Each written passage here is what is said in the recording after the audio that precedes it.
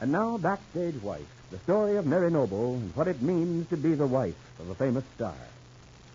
Claudia Vincent, through Larry Noble's efforts, has the opportunity afforded few aspiring actresses to step into a ready-made part in a big Broadway hit. And tonight is the date scheduled for her first appearance. And so naturally, this afternoon when she doesn't show up for the final rehearsal, there is considerable tension backstage at the Hamilton Theater. Larry's been pacing up and down the corridor near the stage door entrance, wondering where Claudia could be.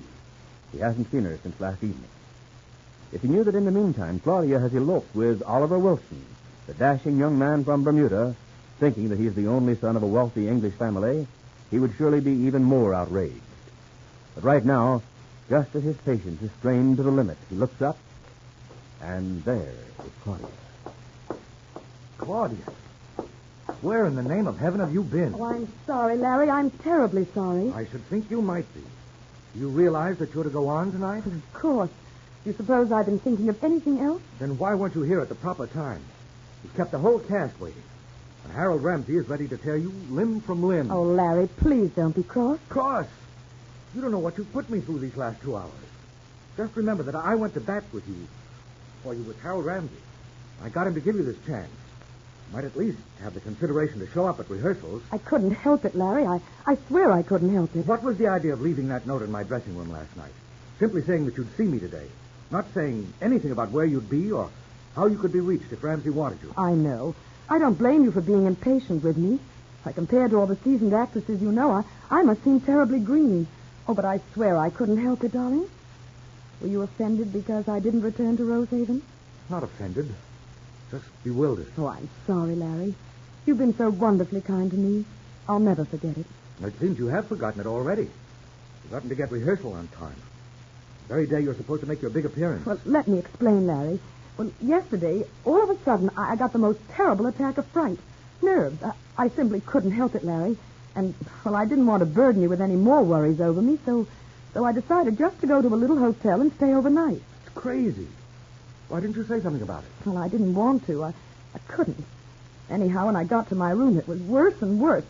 I thought I'd lost my mind, Larry. You don't know how awful it was. It's perfectly natural.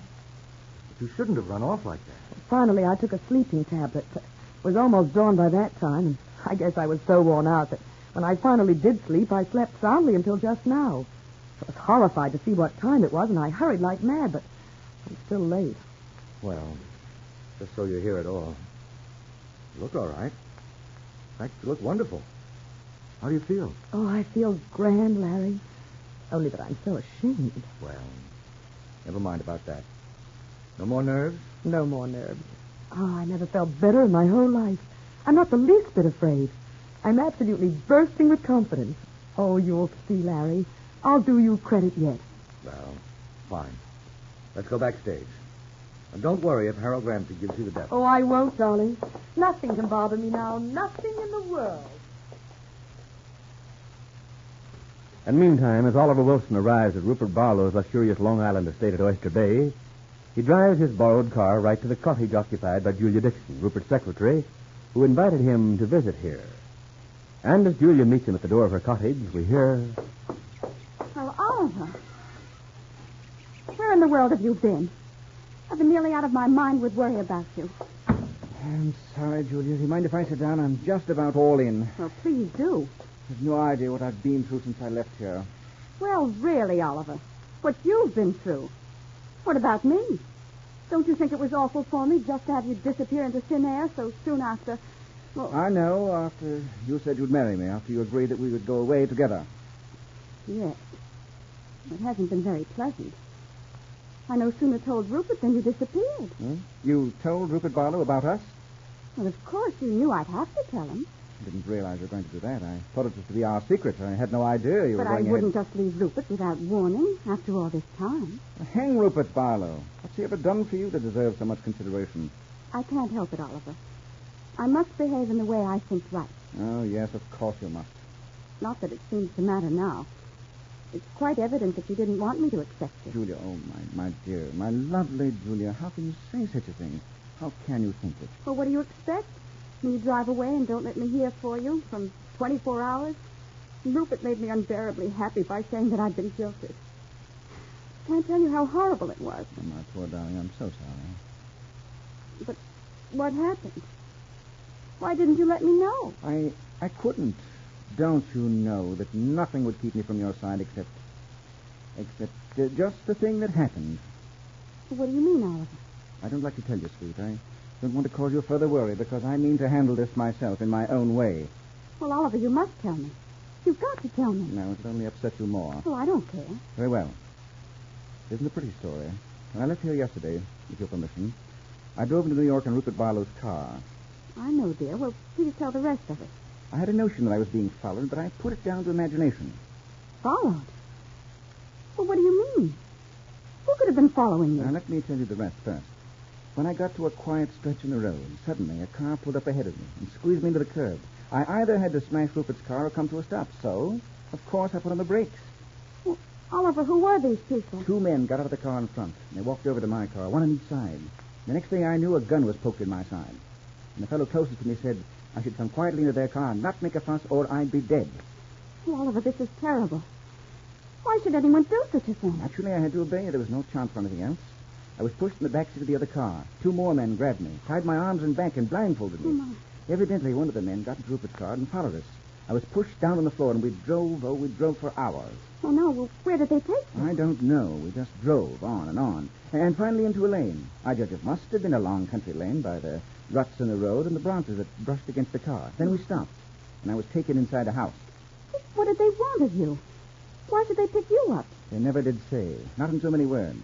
One of them growled that I'd better get out of this country while I could, and then they started to beat me. Oh, no. Oh, Oliver, how horrible. Oh, not in an obvious way, not that any marks would show. But they said that was just a sample of what would happen if I didn't go back to Bermuda.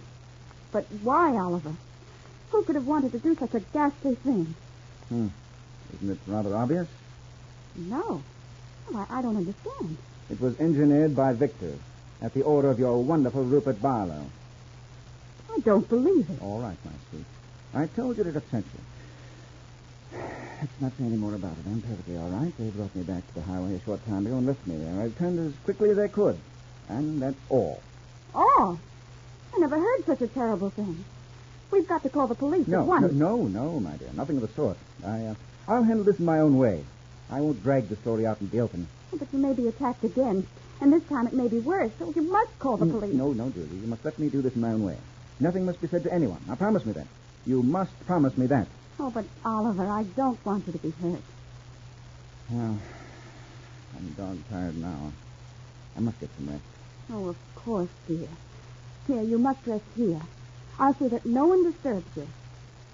I'll phone Mary Noble right away and tell her that neither of us can come tonight. All right. What? What did you say? Come? Come where? What do you mean? Oh, we're invited to New York to see Larry Noble's play, with Claudia Vincent playing opposite him. It's her first night, you know. But of course we can't go. Yes. Yes, we can, Julia. I won't have anyone know about me. Yes, we'll go. Oh, but you can't, Oliver. You're not in condition. No. Don't worry about me. We'll go to the theater. We'll pretend that nothing has happened. It's a first-rate plan.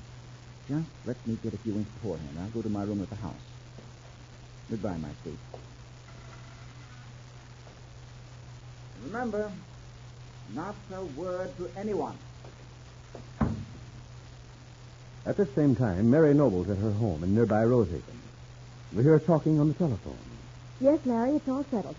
The tickets are at the box office in my name. Mr. Ramsey arranged everything. So we'll see you after the performance. Good. I just called to check with you. Oh, how is the rehearsal going, Larry? All right?